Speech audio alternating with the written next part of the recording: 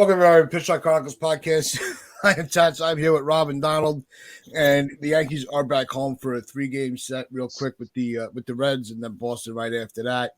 But before we really get into the homestand, one of the things that's been on the forefront of the online discussions is the trade market and what the Yankees are thinking of doing, what they might be doing, what's leaking out that they're doing. So there was that one rumor that they're really starting to shop Gallo. I saw that, especially with discussions with the Royals. It's hard to say without anything that's really coming from the team itself of what rumors have any viability to it, but it's still something that's always fun to discuss. We actually do enjoy talking about the trade markets and stuff like that. Rob, you've been looking at a lot of different possibilities for trades and diving a little bit deeper into numbers. Who do you see as the better fit for the Yankees, and who would be the guy that they ask for? Well, first of all, there's no shot that Gallo goes to Kansas City in a Benintendi trade. I think the only person that's talking about that is only people that are talking about that are Twitter people. But Ian Happ would be my top target. We all know from history that Cashman likes getting guys that are under control for at least one extra year. And Happ is under team control for next season. He's having a really good year. All the numbers check out. He's not even a power bat switch hitter. He's going to get on base a ton. He's got a 370 on base, and a 2.1 F4. I mean, he'd be like our second best player, numbers wise. One of our, at least right there, top three with Judge and Stanton. So he'd be my top choice. Benintendi right behind him. And I don't think it would take Peraza to get him. It would take a good chunk of prospects, but I don't think it would take a Volpe or Peraza. We're hearing early on that the Royals want a big haul for Benintendi, which, again, they don't really have much to trade. The Cubs at least have other pieces they can move. So maybe the Cubs asking price is a little bit low, but it's like we said yesterday, if there was ever a time to move one of those many shortstops that we have in the system to get an impact player right now to help you win, it's this trade deadline, because there's players that are on the market that you need, pitching and outfield, and there's a pretty good crop of those guys that could be had in trade for the right price. Donald, what do you think about Happ over Benintendi? I don't think you could lose with either option. Benintendi personally would be my number one option. If you watch the ESPN telecast on Sunday, they were saying that the Yankees have been heavily in discussions with the Royals regarding Benintendi. These negotiations have been ongoing for a number of weeks, apparently.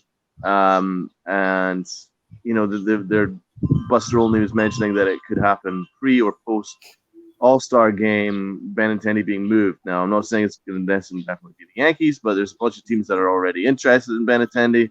I think there is definitely a large market for Benintendi because he'd be a perfect outfield option for a contending team. If there was a move to be made, Brian Cashman probably needs to go the extra mile to make sure that he gets his guy, because you don't want a situation where the Astros go and get, remember when they went and got Verlander from under our noses. You don't want that to happen, because that move made the difference. So if there's a difference-making guy, whether it be Happ or Benintendi, Brian Cashman might need to give up one more prospect that he values highly, that he probably wishes to give up, just to make sure it gets done, because this is a team that can win a championship. And you don't want to be that guy going, what if, this team won, say we win 110 games, right? And then you don't win a championship. You don't want to be that team going, what if we just made that move to put us over the top? You don't want to be in that situation. So personally, I like Benintendi because he bats over 300. He's a perfect contact bat. Put him in the top of the order. It lengthens our order significantly. And he's a really good outfielder too. Joey Gallo, he's gone. I can't see any scenario where or he's here past the past the trade deadline. Don't see it. Can't see how that would happen. Certainly, that would be a mistake if he did stay. I think they probably need to get whatever they can get. There's rumors that the Rangers are interested in getting Joey Gallo back. Could you imagine if they complete that heist where they get the 5 prospects off us and then they go get him back for like nothing? That would be, the Rangers would be like laughing all the way to the bank. So I don't know if Cashman could possibly do that just for optics' sake. But I'd be interested to see what kind of haul Benintendi would command. We've got 67 middle infield prospects, so I'm sure we could give up some of them. There's Peraza might be mentioned, but I know that Peraza has been linked with Castillo, or I'm sure we'll bring up Castillo in a minute. So we'll see what happens with the Benintendi rumors. I don't think it's going to cost one of our top prospects. Probably more like a bunch of Bs or a bunch of lower As rather than our very, very top. Yeah.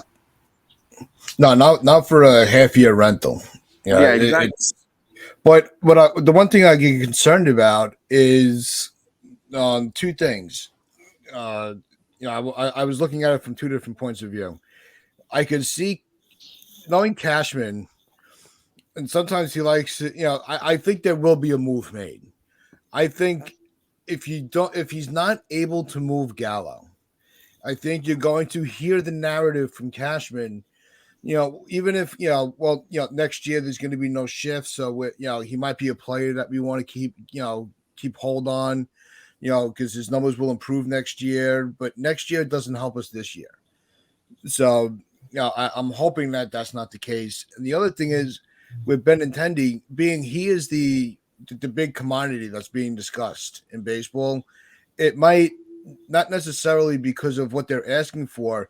Teams might have to overpay with prospects to get the Royals to agree to it, which wouldn't serve the Yankees' purposes because they still have other holes to fill. I want to see them. I'm actually looking into maybe we do need to, take a closer look at what the rotation is going to look like for the second half of the year into the postseason. So I think those are the 2 things that are weighing on Cashman's mind right now. Yeah, like you need an outfielder. There's no question about it. You have to get an outfielder that's going to be able to play every day. I know Aaron Hicks has been having a really good month and, a couple of weeks lately, but he shouldn't be – right now he's an everyday player, but he shouldn't be your plan going forward. Like, we have to keep Aaron Hicks out there. Like as a 4th outfielder, he's fine. If you're going to put him out there every so often, give a guy a day off, he can play left just fine. Center field, not really. So, you can keep him as your 4th outfielder, and that eliminates the need to go get a guy like Michael Taylor, who they were talking about yesterday. But they have to go get an outfield bat that's going to make a big impact, and that would be Happ or Benintendi. There aren't really any depth pieces you can go out there and get that are going to offer you much more than what you're getting from Hicks right now.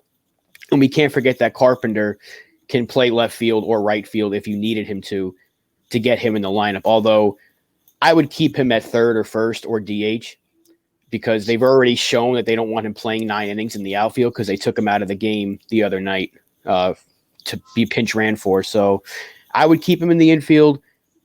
But, they have to go get an impact bat. And pitching-wise, there's a lot of good guys out there as well. Montas, Castillo, Rodon. They can go maybe even try one of their younger arms. But they should be heavy in this trade market because we saw Cashman go for it in 2017, and that was a year that no one thought we were going to do anything. Yeah. And he made 2 big trades with Chicago and then Oakland to get pieces that we needed, and it got us within a game of the World Series. So, this is the time to do it, and the players are out there. I keep repeating myself, but you can move Gallo. There is a team out there that's going to give you something for him, probably in the West Coast, probably San Diego. Just makes a lot of sense for him to go out there. If San Francisco keeps falling off a cliff, Rodon could be on the market because he's technically a rental. He has an opt-out after this year. Yeah. So, and he's having a hell of a season. So he could get them a pretty big haul.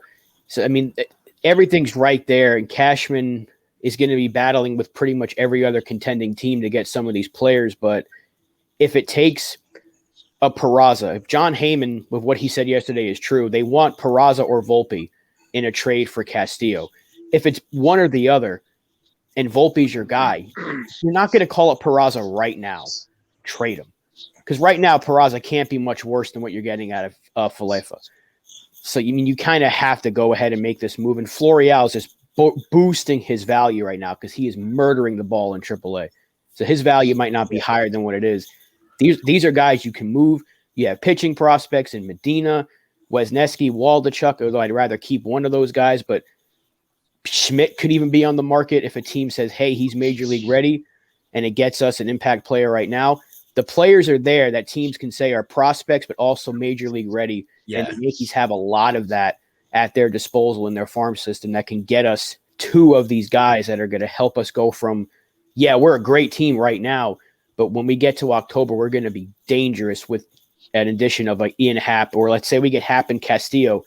I mean, those two moves can put us over the top that we can finally get past Houston. Yeah, I think you're onto something, and with Castillo and Happ, I think that would be the acquisitions that would put us into that spot where now, we don't have to worry as much. As fans, we're always going to worry.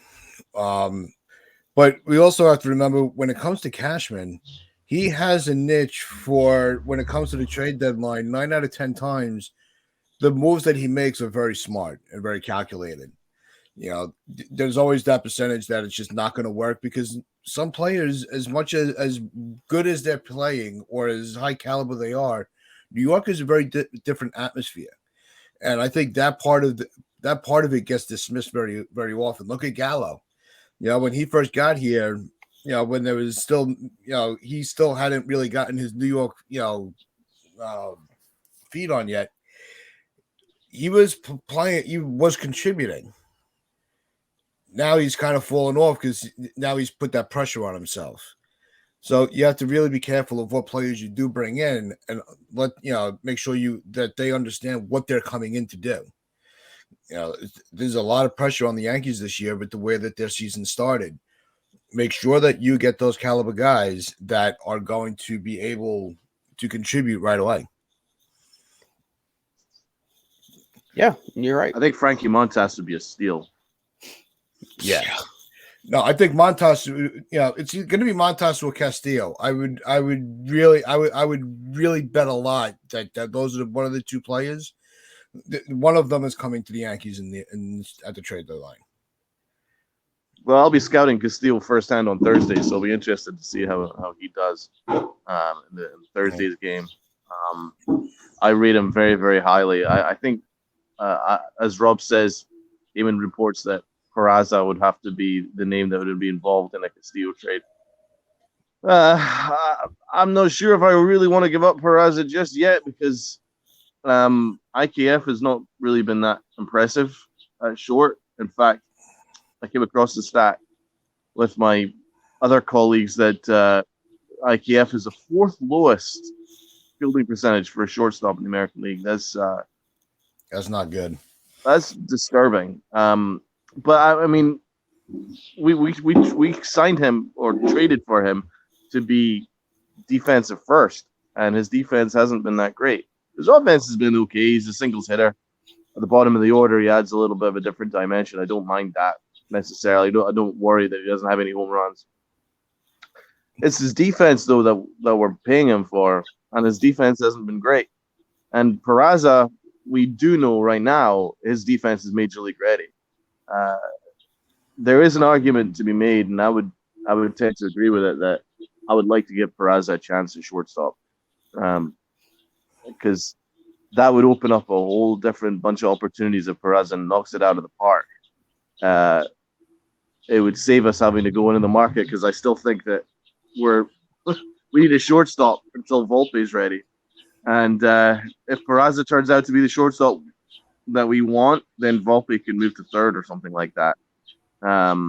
So I would certainly consider that. But otherwise, if we don't make use of Peraza, then trade him. Trade him for Castillo. Trade him for Montas.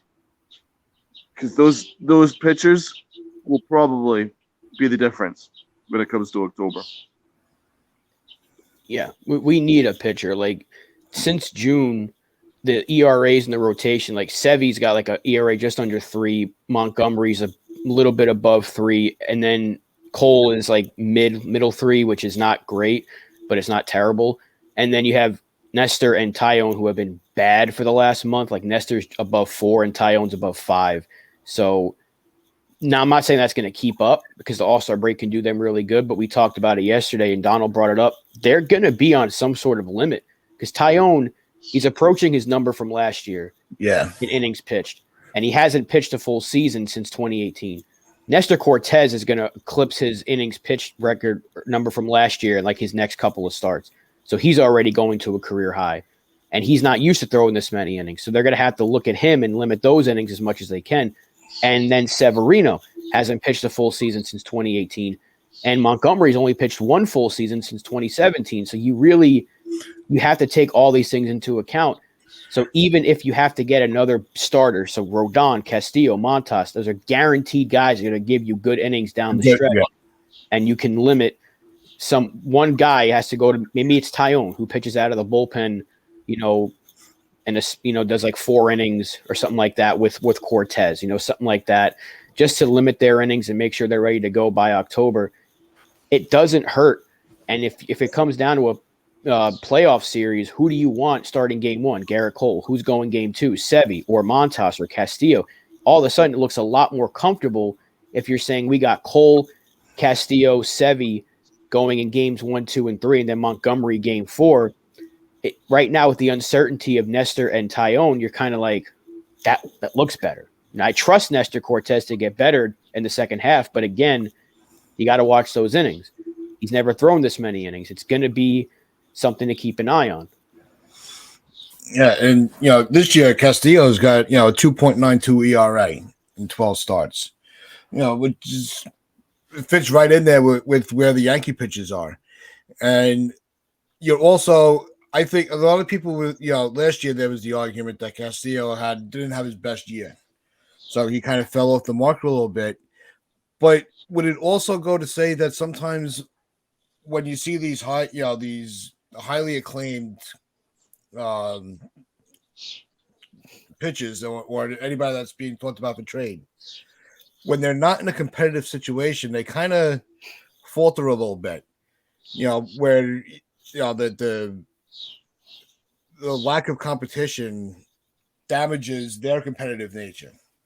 So maybe bringing Castillo into a winning environment will kind of rejuvenate him a little bit, and he'll be able to go back to what we all expected him to be when he came up. It's possible, but he struggled last year to start, but he's had a strong finish. Yeah. So it's not like he was bad all year. And we know the Yankees have been linked to him and Montas. They wanted Montas before the season started. They were linked for the last 3 years. We've been hearing those 2 names. Exactly. So usually when Cashman really wants somebody, he's going to go get them at some point. So I think the only name that really he didn't get that he really wanted was Robbie Ray.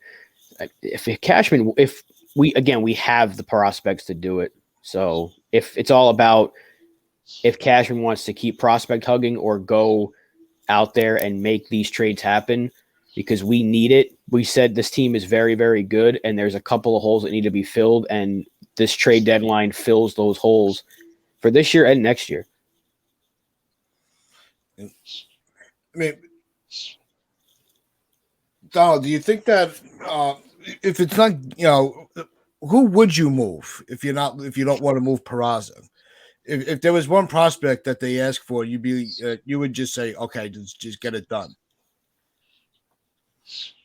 Well, I'm not discounting Peraza. My point is they either call him up or they trade him, because I don't want this scenario where they kind of do a bit of both, because they've done this in the past and it goes completely wrong. So if they don't have any intentions of calling him up to replace IKF for the second half of the year, or not replace him, but platoon him, then if they don't have intentions to do that, then there's really no reason not to include him in in trade talks because Volpe is going to be ready fairly soon. I still think he needs another 2 years probably, but he's certainly getting there. But so yeah, I mean, listen, I'm not going to discount Peraza at all. I would say that we have a bunch of prospects that can get a job done. I mean, for instance, the Royals liked Andujar 2 years ago, so there's every chance that they could re-engage us in terms of Benintendi and Duhar, maybe a Waldachuk, and maybe a couple other prospects could get that job done. I think Andujar is a name to watch. I would say Florial makes all the sense in the world. I don't know how high the other teams are on Florial, but certainly he's not hurting himself. He's been killing it in AAA, so that's a good thing. I think that we have the pitching, we have the minor league prospects, we have the infield prospects to easily get a deal done several times over. Actually, we've got a very, very deep farm system, so there's not really a name apart from Volpe that which I would say is out of bounds. It depends on who it is. You know, if you're talking about a Montas and a Castillo, then I'd be willing to go over the top for those guys. Benintendi within reason. Happ within reason. It really depends. I mean, the bad news is Brian Reynolds has hit the IL, which sucks because Brian Reynolds would have been an awesome trade target, and I think he would have made all the sense in the world because I would have gone above and beyond for Brian Reynolds because he wouldn't be just a guy that would just be for us for this year. You know, he'd be under team control for about 2-3 years after this season. So Reynolds would have been the ideal trade get, but he's at the IL. That stinks. Stinks for Pirates fans too, because he's a really, really good player. But no, from what we were discussing, I'm excited to see what Castillo can offer on Thursday. But Montas, I think, just makes all the sense in the world. And then one of Benintendi and Happ.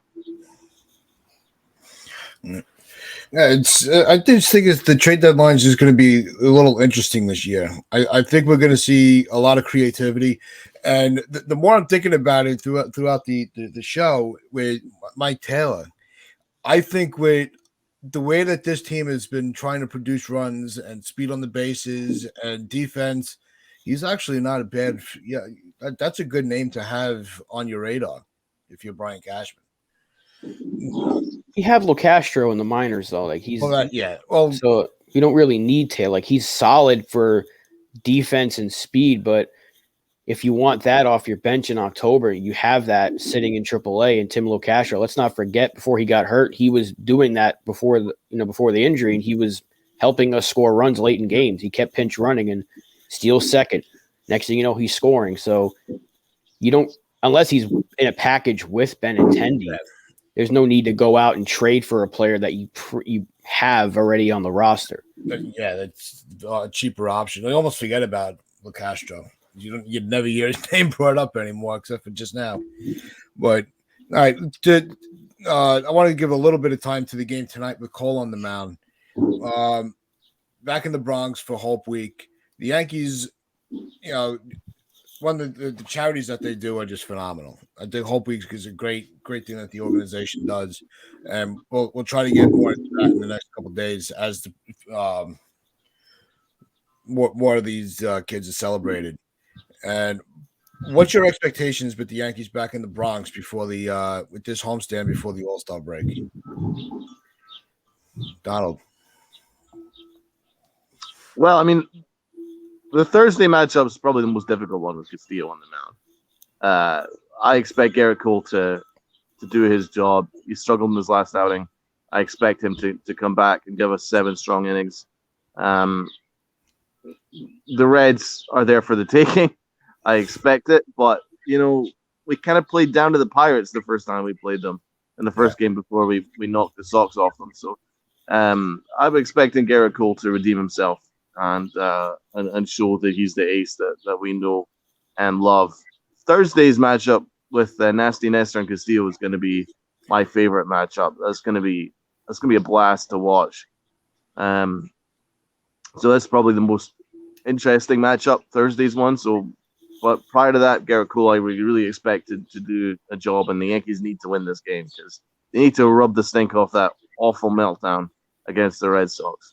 Absolute meltdown. That is really, really imperative that they lay a marker down in this series. Yeah, I think it's interesting that they have Boston, to close out the first half, and then they're opening up against Houston. So the Yankees need this week to really get their mojo back. Not that they're losing it. It's not a dire. It's not an emergency that they're winning. That they win these games, but just for our selfish peace of mind, I want them to just handle their business before the All-Star break, and this way that they come out of it with a little chip on their shoulder. Look, at the end of the day, even though they split with Boston, they left the series the same way they came in, up 14. It just sucks that was a very sweepable or winnable series. Yeah. And we blew up the way we did in the last two games, especially that last one. But no, they should take care of Cincinnati, at least win the series, and then hopefully at home against Boston, you have a better chance at winning at least 2 out of 3. Just go into the All-Star break feeling good, knowing that the lead is still where it is. If we go into the All-Star break still up 14, 15 games, even if we win 4 or 5 games out of the next 6 or whatever it is, and we're still, even if we don't make any ground or gain any ground, no one's going to really care. It's like the Yankees are still winning. It's just that we can't help if Toronto or Tampa Bay win games, and we're still going to have a significant lead by the time this thing is over with. Or going into the All-Star breaks. I mean, just keep playing good baseball. Forget about what happened in Boston. Take care of Cincinnati. Garrett Cole needs to pitch well tonight because he has to get that game. Well, at least has to get rid of Devers out of his head, because if it wasn't for Rafael Devers, Garrett Cole's probably pitching a 7-inning gem in Fenway.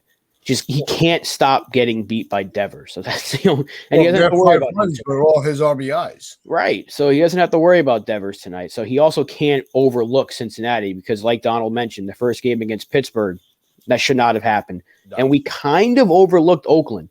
We swept them, but we could have lost a couple of those games in the Oakland series. So we can't play down to competition. We got to just keep the foot on the pedal and just run through the teams we're supposed to run through. No, because they're playing up to our level.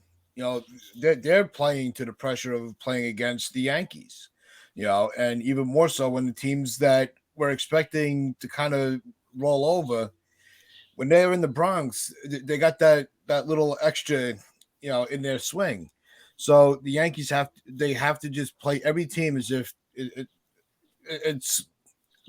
sounds like a little dumb to say, but they have to play every game like it's a playoff. Don't lose that competitive edge. Just play as high potential as you can. Yeah, exactly. Yeah. Pittsburgh with an H. Any last thoughts from Pittsburgh? Pittsburgh with an H. Yeah. Actually, Tats, I didn't give you enough credit, right? 1755, when there was a British and French war, it was Pittsburgh just with the G. So I don't think I gave you enough credit because obviously you were alive back then, and you were probably colonizing Pittsburgh with the British. So I think that's probably why I didn't give you enough credit there. Yeah. They added the G afterwards, after the American Revolution. So there you go. You obviously colonized Pittsburgh back in 1750. So, yeah, you never know. I am old enough to remember that. But you're a genius, Tats. Sorry about that. Wrap things up for us on Monty Streaming Sports on Roku and on Facebook Live. Wear your pinstripes for pride. Play hard. Enjoy your day.